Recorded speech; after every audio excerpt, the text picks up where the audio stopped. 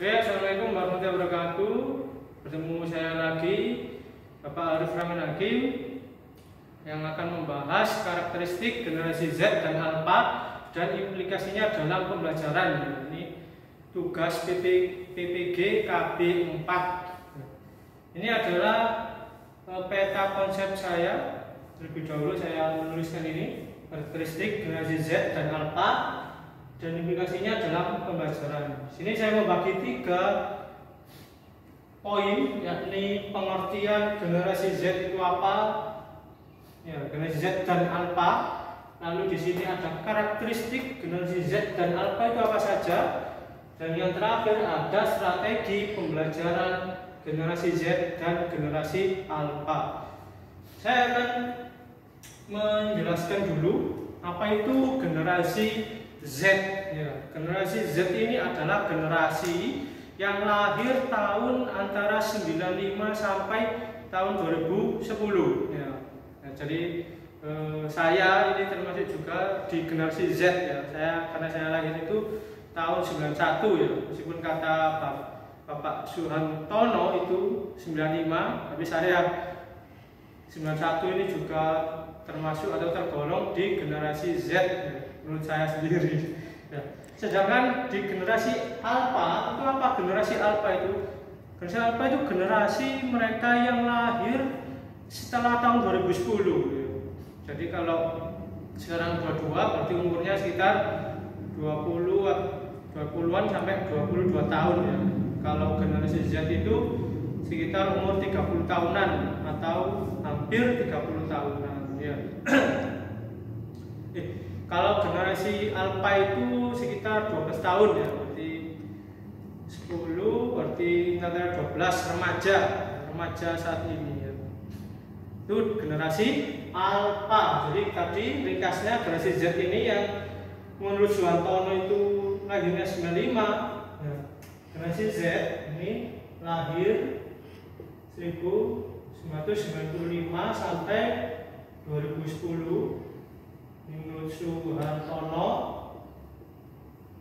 Lalu yang Alpha, ini Alpha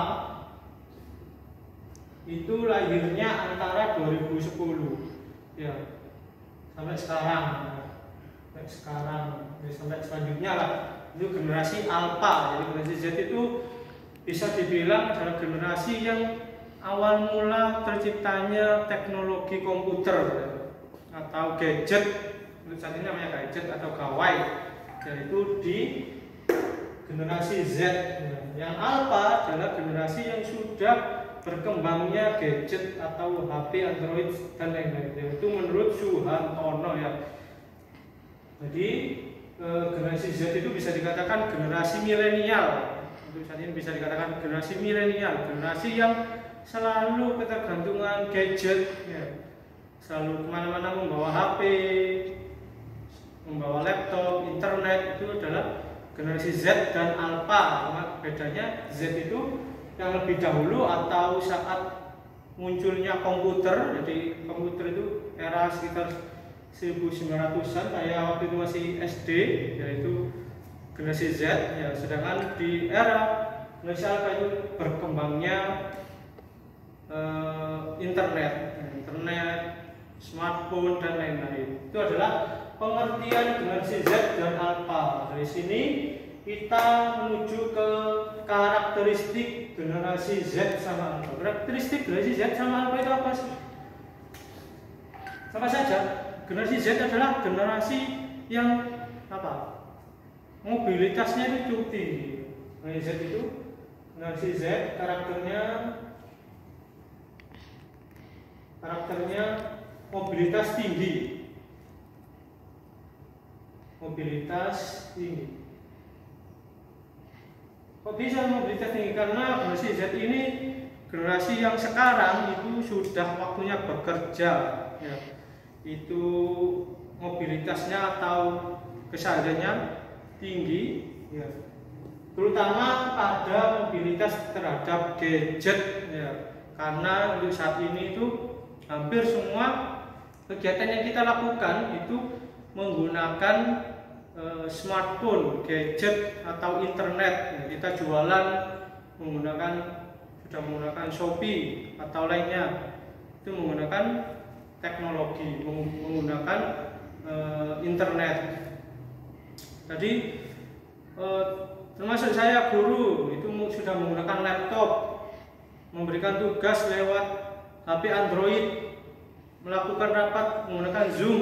Itu mobilitasnya sangat tinggi. Itu karena generasi Z ini generasi yang lebih dulu menggunakan gawai, gadget dan lain-lainnya. Ini karena umurnya sudah bekerja ya. Jadi banyak di umur ini, di generasi Z ini sangat ketergantungan terhadap teknologi. Dari mulai bangun, dari dimanapun itu sangat ketergantungan ya. Mulai sekarang Gojek sudah memakai teknologi, mau pergi ke makan bayarnya pakai Dana, pakai e-wallet ya, Shopee Pay dan lain-lain ya. Semuanya serba teknologi, pakai smartphone ya. Mau bayar e-tol pakai smartphone. Jadi sudah sangat, mobilitasnya sangat tinggi sekali untuk kegiatan sehari-hari. Lalu generasi Z ini selalu terhubung internet. Z dan Alpha terhubung internet.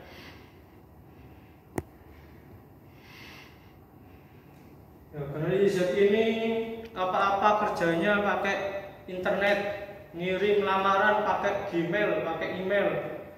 Sedangkan generasi Alpha ini lebih muda. Seperti anak-anak kalau sekarang adalah tahun 2022, anak-anak remaja sampai bawahnya ya, mulai anak remaja, anak SMP itu sampai bawahnya, anak SD itu termasuk di generasi Alpha. Itu juga sangat terhubung, sangat ketergantungan terhadap internet.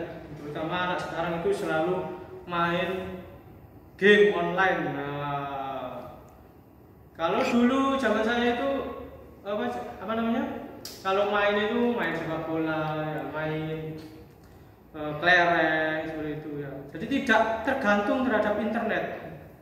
Sekolah ya sekolah, nggak ada sekolah itu online, nggak ada. Kalau di Indonesia sangat ketergantungan internet karena untuk bekerja dan lain-lain. Sedangkan generasi Alpha ini tadi yang lebih muda itu sangat ketergantungan untuk main game online. Nggak ada paketan, bingung mau main FF ya, main Mobile Legend. Nah, waduh nggak ada internetnya, bingung kesana kemari nyari hotspot, nyari wifi. Akhirnya apa? Ke warkop beli kopi cuma 3.000, main wifi-nya sampai subuh gitu. Ini karena ketergantungan internet. Itulah karakteristik generasi Z dan generasi Alpha, sangat ketergantungan sekali dengan internet. Nah, kita sebagai generasi Z ataupun yang bukan termasuk generasi Z yang sudah tua pun itu harus menyesuaikan dengan perkembangan zaman. Ya, di mana kita harus membaca situasi dan kondisi saat ini, terutama kita sebagai pendidik ya. Jadi kita harus melihat generasi Alpha ini yang kita ajar, mereka sudah sangat pintar sekali memegang smartphone, memegang laptop, memegang teknologi yang lain ya. Internet sangat lancar. Nah, ini kita harus melihat kelebihan ini untuk pendidikan kita, yakni bisa untuk memberikan edukasi melalui YouTube. Nah, seperti itu. Kita membuat bahan ajar, lalu kita videokan dan kita upload di YouTube. Jadi kita harus memanfaatkan karakteristik dari dua generasi ini. Yang terakhir adalah strategi pembelajaran generasi Z dan generasi Alpha. Karena kita sebagai pendidik itu harus kreatif ya. Jadi kita harus melihat situasi dan kondisi di era zaman modern atau perkembangan zaman, di era digital 4.0. Kita itu harus menyesuaikan, belajar untuk memahami generasi-generasi yang sudah ketergantungan ya, atau sudah sangat familiar dengan teknologi dan internet ya. Apa saja lalu strateginya? pembelajaran bagi generasi Z. Yang pertama yakni pengembangan HOTS. Pengembangan HOTS. Jadi pengembangan HOTS ini sudah masuk kurikulum dengan diadakannya soal-soal HOTS, yakni berupa pemecahan masalah, eksplorasi seperti itu. Yang kedua adalah memberikan kebebasan ekspresi, memberikan kebebasan ekspresi. Anak sekarang itu harus diberikan kebebasan berekspresi, dalam kutip ekspresi yang baik, yang positif. Jadi anak sekarang itu karena sudah bisa internetan, pegang smartphone sendiri-sendiri, maka termasuk kita sekarang itu termasuk masuk dalam tahun globalisasi, yakni kita bisa mengakses ke sana kemari, kepingin tahu Malaysia itu seperti apa, tinggal ketik di Google. Kepingin tahu ke Mekah itu gimana, ketik di Google. Pertukaran budaya antara dalam negeri dan luar negeri itu gampang sekali diakses. Makanya kita harus memberikan kebebasan berekspresi terhadap anak-anak kita dengan cara bagaimana, dengan cara yang positif. Misalnya memberikan tugas-tugas menggambar, melukis. Itu kita tidak boleh membatasi anak untuk berekspresi. Misalnya tugas hari ini menggambar gunung, tidak boleh seperti itu. Jadi kita membebaskan anak-anak untuk berekspresi agar mereka berkembang, tidak, pemikiran mereka tidak sempit, karena memang di era globalisasi dan internet ini banyak orang yang bebas berekspresi namun tidak dalam hal negatif. Yang ketiga yakni mengembangkan karakter. Mengembangkan karakter. Jadi pengembangan karakter ini sangat penting sekali, pengembangan karakter ini sangat penting sekali. Seperti bagaimana pengembangan karakter ini, seperti kita memanfaatkan teknologi informasi, menanamkan kesadaran kesehatan di media sosial, di Instagram atau di TikTok misalnya, atau di WhatsApp, membuat grup WhatsApp, lalu mengembangkan karakter kejujuran dengan cara men-share video tentang anak dan kejujuran siswa, teamwork, problem solving. Ini adalah cara-cara untuk mengembangkan karakter, problem solving atau memecahkan masalah. Karena anak sekarang itu pemikirannya sudah berbeda dengan anak dulu. Jadi generasi Z sama Alpha, terutama Alpha ini sangat berkembang sekali. Yang keempat adalah mengembangkan aneka minat dan bakat. Mengembangkan aneka minat dan bakat. Jadi kita kembangkan aneka minat dan bakat. Ini adalah era teknologi, era informasi. Kita kembangkan anak didik kita dengan minat dan bakat, tidak membatasi mereka untuk berekspresi. Seperti minat untuk atau bakat dalam olahraga. Terkadang anak itu nggak suka matematika tapi sukanya main sepak bola, kita kembangkan. Berarti kita lebih fokuskan apa yang disukai anak atau apa yang diminati anak tersebut. Ini yang kelima, menggunakan media digital.